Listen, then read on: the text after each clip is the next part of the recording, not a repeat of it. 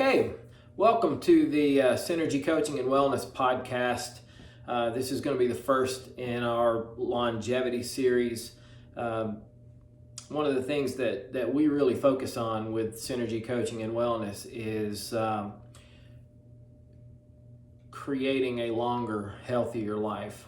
So in that way, we kind of help people live the longest, healthiest, most fulfilled life that they possibly can, which is one of the stated missions of SynerG Coaching and Wellness.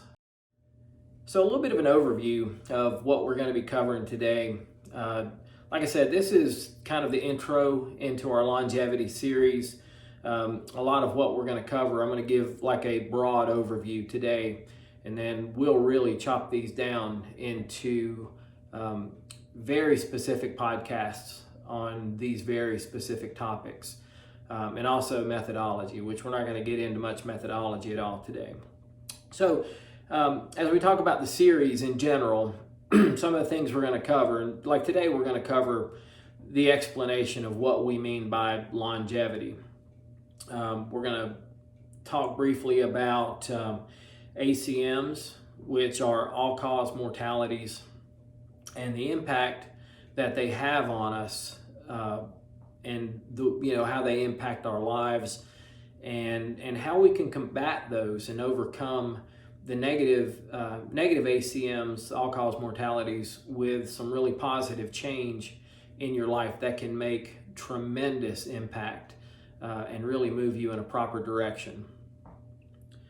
We're going to talk about the value of strength and the value of strong cardiorespiratory system, but more specifically VO2 max and the impact that VO2 max has on all-cause mortalities. We're going to talk a little bit about bodily efficiency, which is a huge focus of what we do within these podcasts, and also our Warrior in a Garden podcast. We talk about bodily efficiency a lot as well. And then we're going to talk about our approach with SynerG Coaching and Wellness, and that is basically we have a mix of new innovative methodologies of creating wellness and creating health, and then we kind of fold in a lot of the valuable practices from hundreds, maybe even thousands of years ago with the Chinese internal arts. And we'll talk a little bit about that as well. So let's talk a little bit about longevity in general. When we talk about longevity, most of the time we think about point A, which is the beginning of our life, to point B, which is the end of our existence, from the point that we pass away. That is a very typical view of longevity. We look at longevity a little bit differently at SynerG. And our definition of longevity is not just living long, but you want to live a long life, but live it well, and live well for as long as you possibly can. I'm going to pop up here in just a minute a copy of the longevity curve, and I'll go ahead and say that I got this information from Peter Attia. He's a medical doctor that focuses a lot on longevity, and when we talk about that, it's not going to be overly specific and overly data driven, except for the fact that it's proven that certain things can help us live longer. But we're going to touch on that a little bit more here in a minute. We've all got a typical normal life expectancy. I don't know what that number is right now. I think it's somewhere around 74, that we can typically live to be that age. A lot of that in our current environment is driven by the medical effect. Okay, so we reach a point in our lives to where our wellness and our health span, it rides a particular curve, and then it kind of drops off. Sometimes it drops off precipitously, and then it gets bolstered a little bit by the medical effect. But how much does that really help us live the best life that we can. You know, the real effect of a focused approach to longevity and wellness allows us to live that health span and live a long, healthy life longer, so that we maximize the time we have on the planet.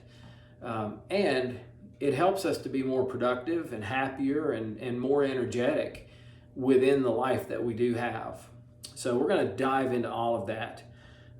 So let's start out with just a really brief discussion on the longevity curve.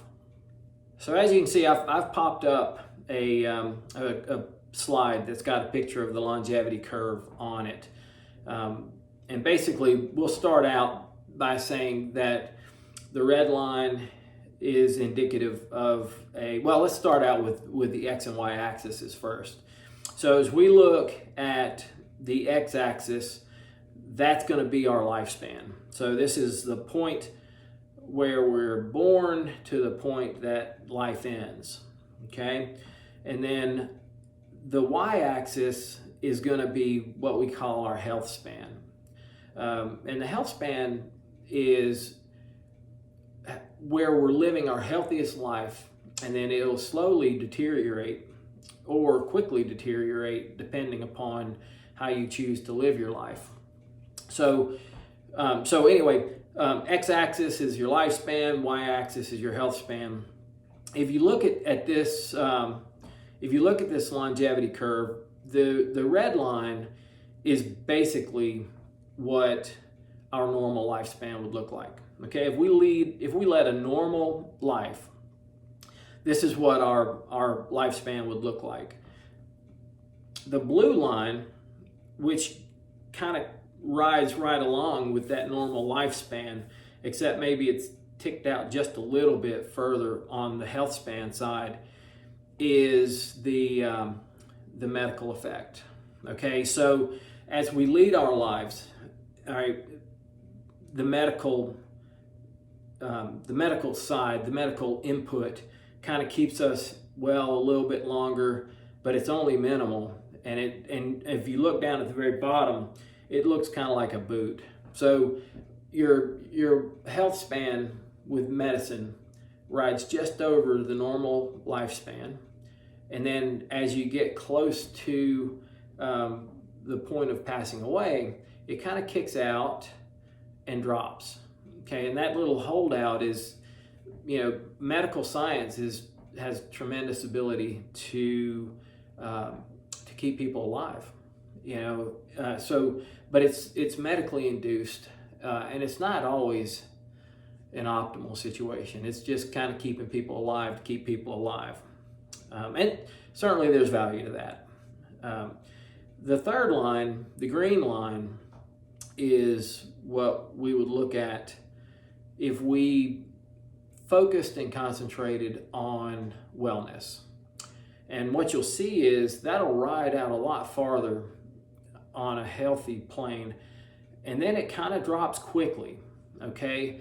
And basically that design is indicative of us living our best life possible.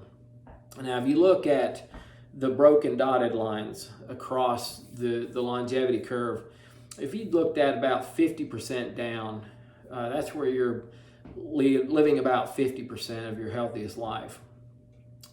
If you look at like the normal lifespan, it crests over and you've got like an arc down. So that gap is somewhat big, but not huge on our drop off.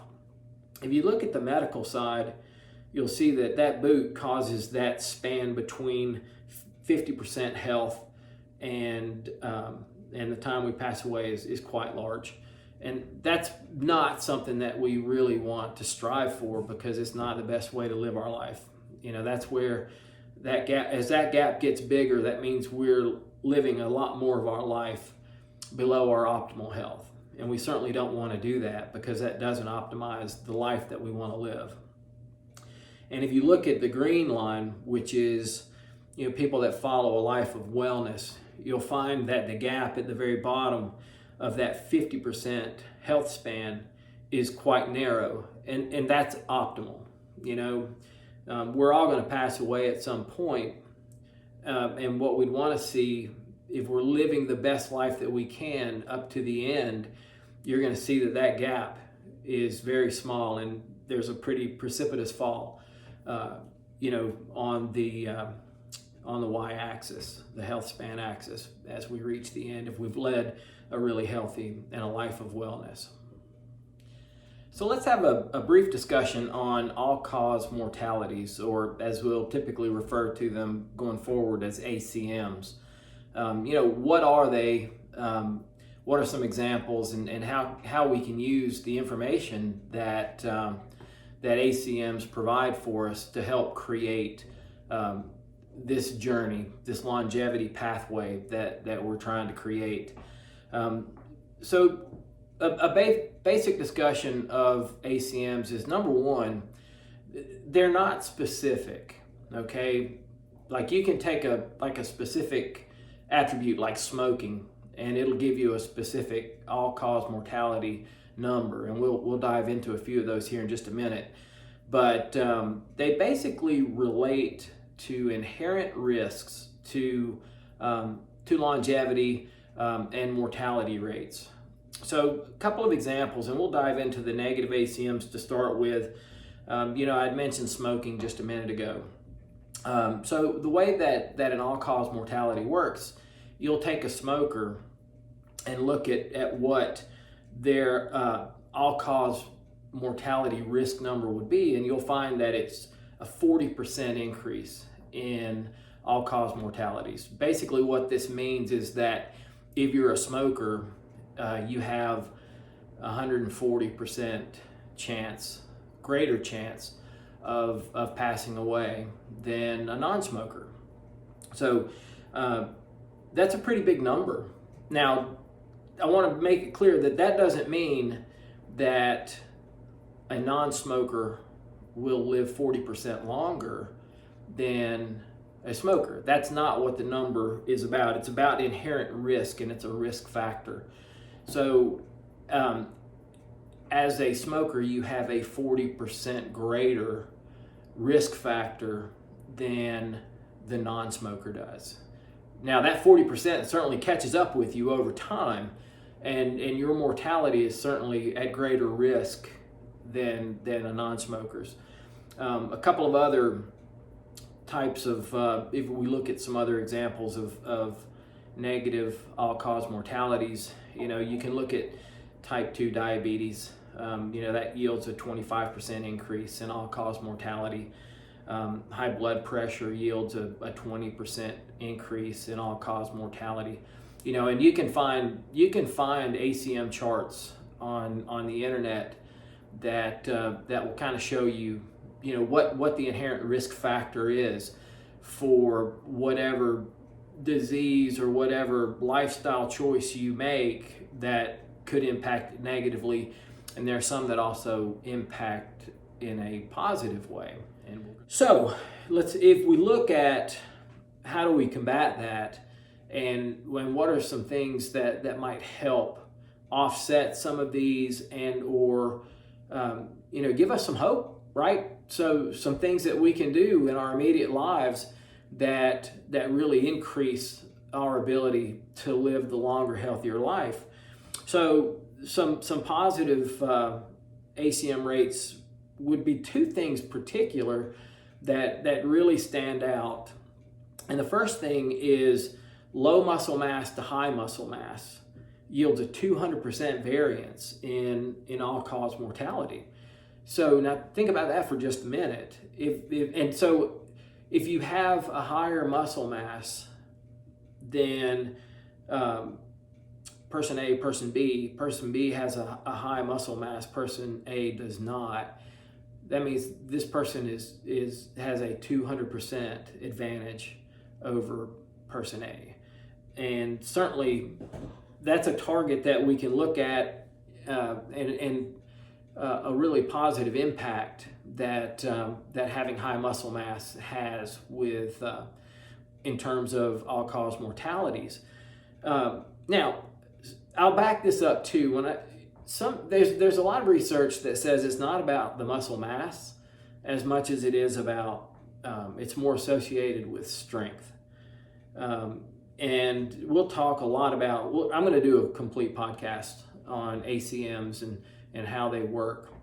I think it's really important information for everybody to have, because it kind of can give you, some guidelines on what you should work to improve upon.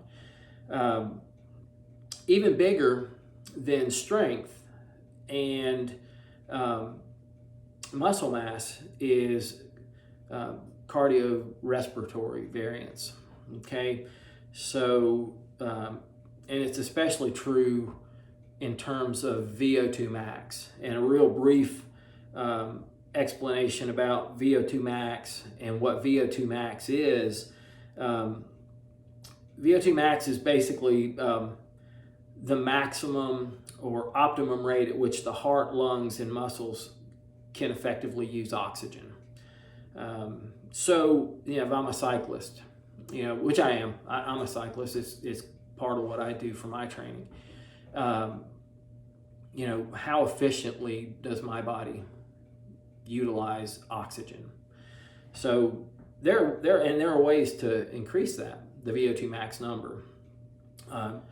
So just to give you an idea about how important the variance in VO2 max is, if you are in the lowest 25th percentile of VO2 max as an adult, and you compared that with somebody that's even in the 50 to 75% percentile, there's a 300% variance in all-cause mortality.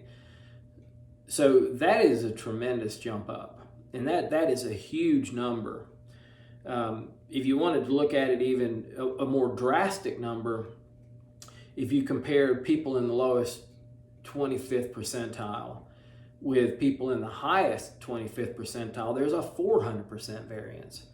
So, that number is just huge, and it certainly would indicate that, training your cardiorespiratory system, and more specifically, training VO2 max, is a really great way to alleviate and minimize any type of negative all-cause mortality that you might be working against.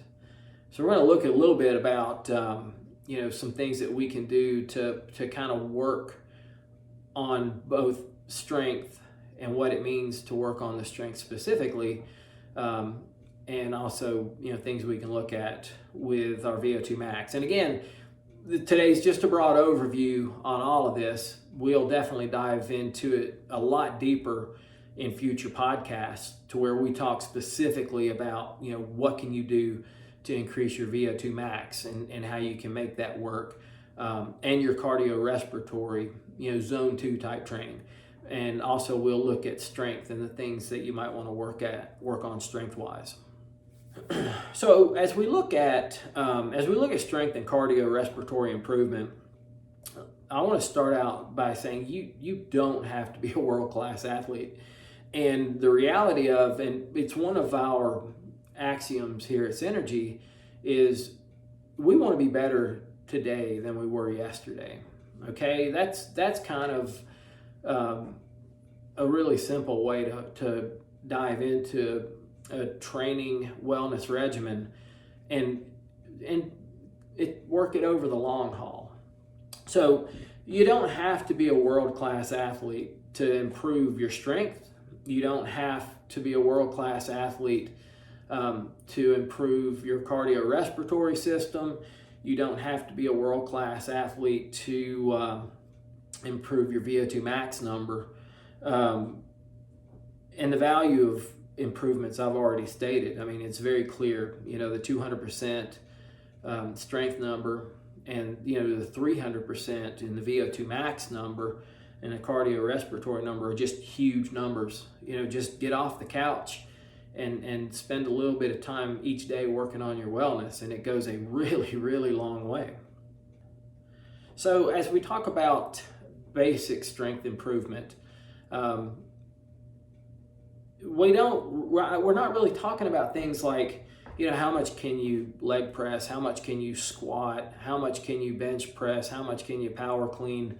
We're not talking about what you think about when you think about going into a gym and looking at the big muscular guys that are throwing weights around.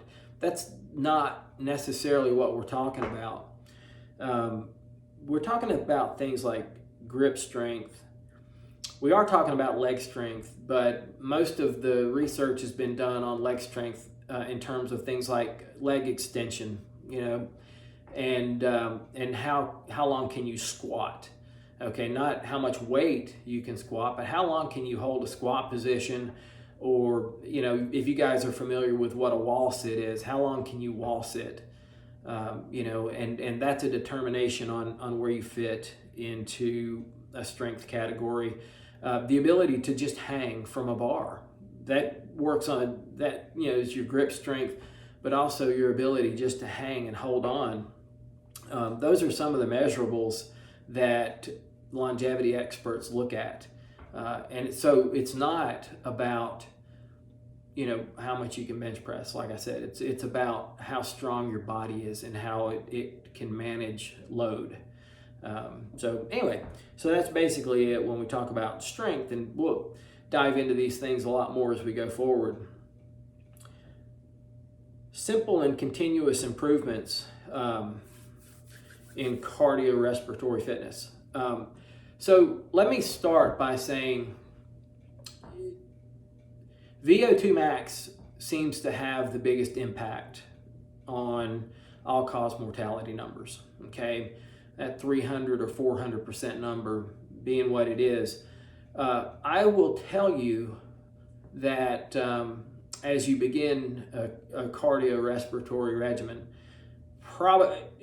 it would be prudent to go see a doctor, do a stress test, and make sure that your heart is ready for VO2 max training. The other thing that is invaluable when it comes to cardiorespiratory training is learning where your zone 2 heart rate training is. So training time in zone 2 is very beneficial and helps create a healthy heart, and it works the body differently. And we'll really dive into zone training in future podcasts as well. But you'll need to determine what your maximum heart rate is. There's a lot of formulations out there, and it's always better to get a real formulation, whether that be from a doctor or whether, if you're a cyclist. There are a lot of different ways to kind of measure a max heart rate, and you want to do that carefully. And like I said, if you have not trained your heart in a while, make sure that your heart's ready for it. And that's especially too with VO2 max training, because VO2 max training is it's a shorter time span training, but it's very intense. VO2 max training, if you want to improve your VO2 max, it's going to be more intense training than spending time in zone 2. And like I said, I'll have podcasts coming out in the near future specific to VO2 max training and how that works. But usually it's a span of intense effort with adequate rest after. It could, and there are a lot of different formulations on how you can do that. And then whether it be on a bike or whether it be running or in a pool, or there's so many different ways that you could, on a treadmill, a lot of different ways that you could do that. But we'll dive into that more in a future podcast. The idea for today is these are things that can really make a huge difference in the way you move forward on your wellness journey. And finally, as we're talking about strength and cardiorespiratory improvement, and we're talking about our overall wellness improvement and our longevity improvement and our movement towards living a longer, healthier life, there's so much marketing to wellness. There's so much marketing to diet. There's so much marketing to, supplementation.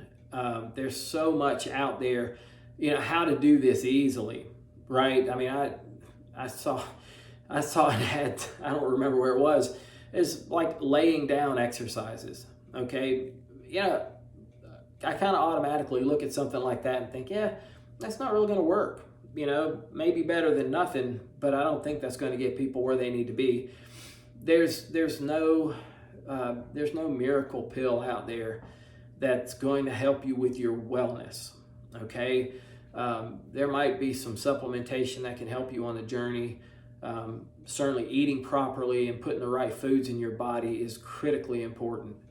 But I will tell you this, that before you do any of that, before you look at any supplementation, before you look at any diet, other than diet change to cleaner foods, all right, that's something you should do immediately.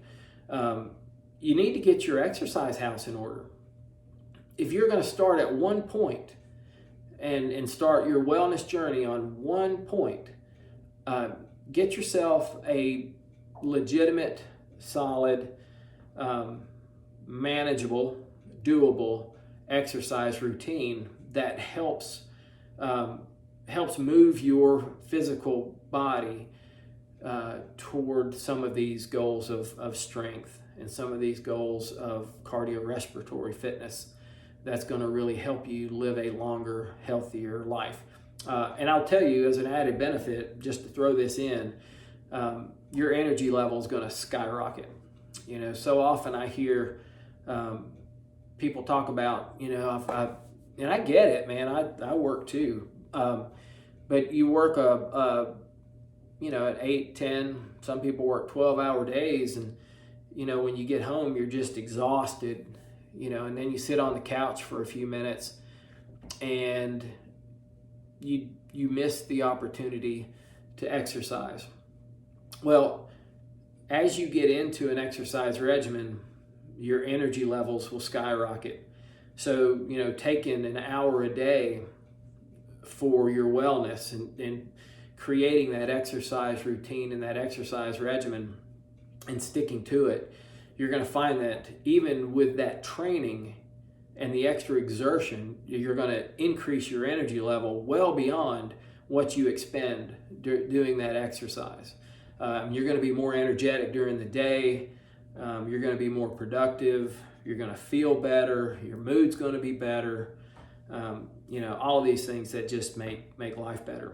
But definitely, it's really important, get your exercise house in order before you start supplements and before you worry too much about, any different diet or anything like that. So one of the things that we want to accomplish with our wellness routine, okay, and now I'm kind of moving into a different realm because I'm going to incorporate a couple of other things that most longevity folks don't incorporate. At least not in simple terms. Some of them will talk about these things in hard to understand medical terms, and it kind of drowns people out. One of the things that we focus on that I work with my students and with the people that I coach on a regular basis, we focus a lot on bodily efficiency. So when we talk about bodily efficiency, what are we talking about? Well, we talk about energy and the amount of energy that we expend and how we efficiently move the body and what we do so that the body does move and work in much more efficient ways. So the beginning of that journey is, number one, is creating a supple, muscular body. Okay, I know that as you look at the strength side of what we do, and if you go to the gym and you look at the classical hard body that's in a gym, that may not be the most efficient body that you can build. As a matter of fact, there's a lot of research that will say that it's absolutely not, because if you don't build suppleness into the muscular tissue and even like your fascia tissue throughout the body just doesn't operate as efficiently, and it doesn't allow for energy to move through the body. And we'll talk about that more in the next thing that we chat about as we mix in the old with the new. But stretching, yoga, qigong type work, all of these have this ability to lengthen the muscle tissue and kind of really stretch it out to where it's supple, it's flexible, and it allows for energy to move through it, and it creates efficiency within the body. Because, you know, if you study anatomy, if you study how muscles work, most everything that we have in our body it's really like a push me, pull me kind of situation. You know, and I'll take the bicep. If I stretch my bicep out or my arm out, okay, I'm pulling in the tricep and lengthening the bicep. You know, the counter to that, as I make this movement in, okay, I am contracting the bicep and lengthening the tricep. If my body's tight, okay, and those muscles will have a little bit of, they'll have a tendency to work against each other a little bit.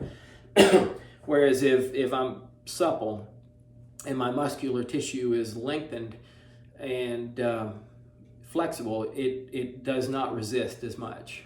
So that's just a minor example of creating that efficiency within the muscular system. There's also a great deal of cleansing value in stretching and qigong type work. You know, our body's got all kinds of impurities within it, and stretching kind of helps get that out of your musculature. If we look at inside out health, you know, our gut health and the efficiency of our digestive tract is incredibly important. You know, and the more efficient that we can make that, certainly the more well off we're going to be. And we'll have tons of podcasts on gut health and things we can do, like intermittent fasting and different ways that you can impact that portion of your body and your health there. And it also, like if you have proper gut health, it minimizes toxins within the bodies. So we certainly want to work on that as well.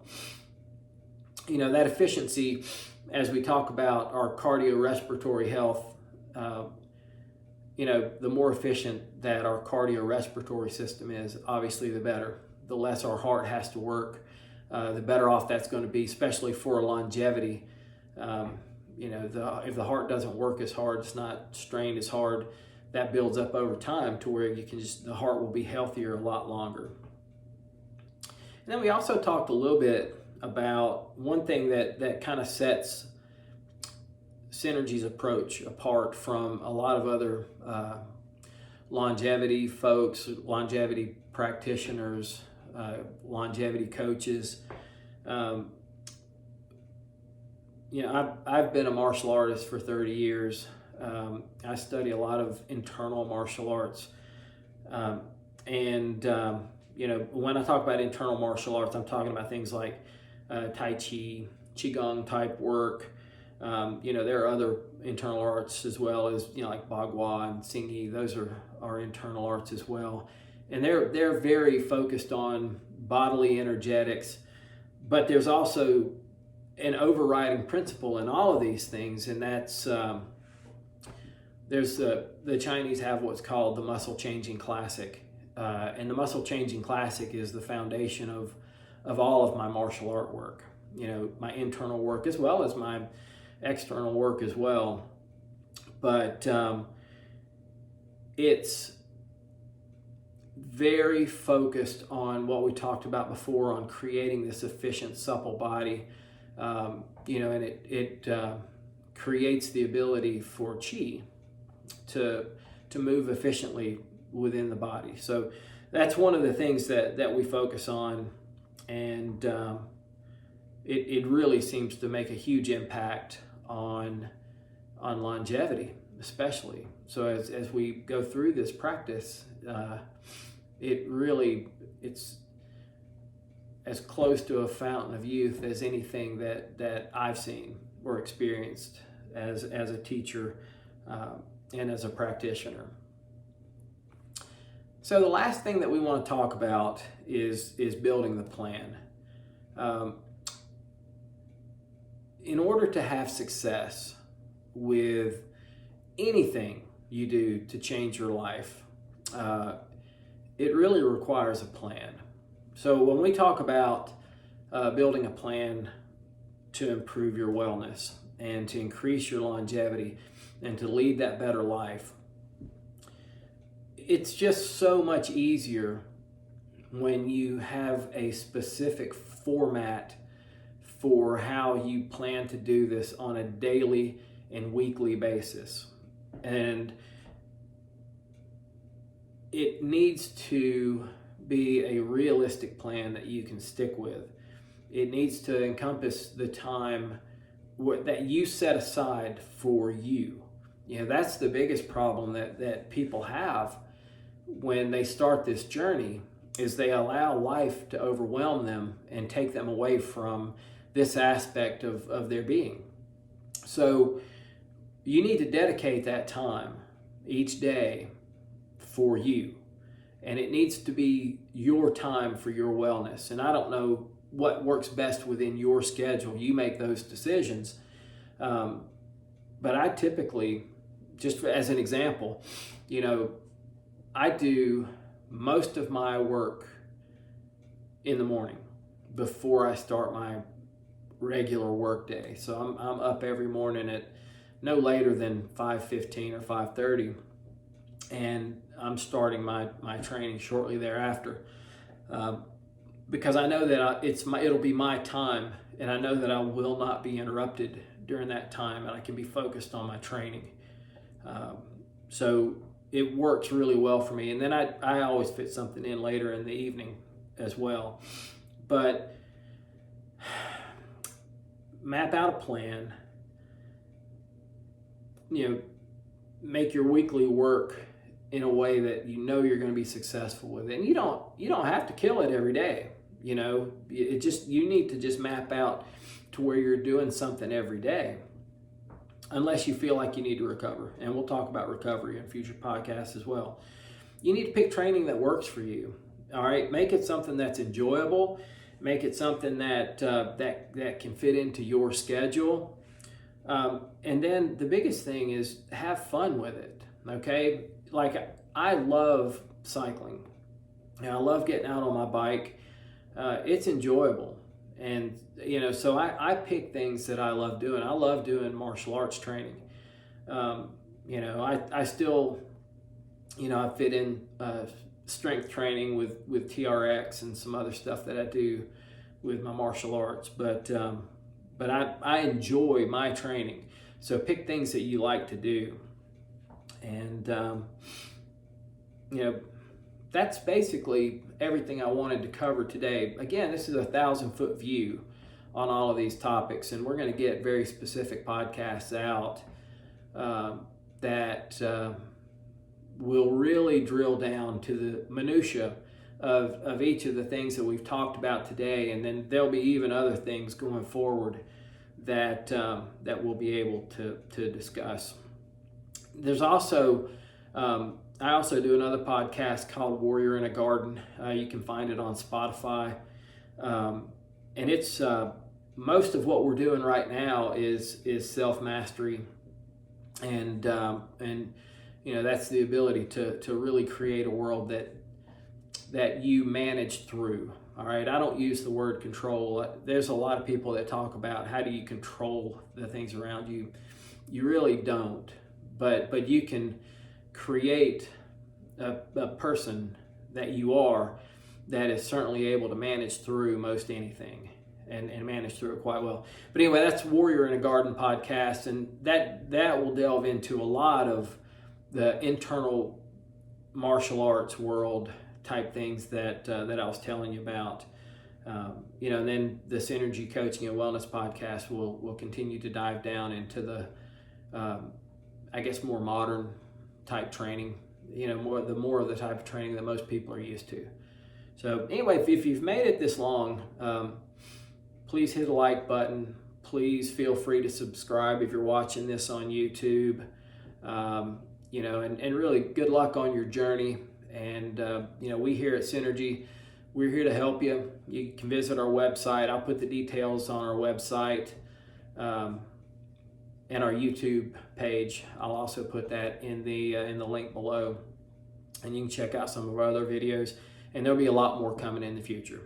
So anyway, thanks for spending the time with us today, and have a great day. Thanks.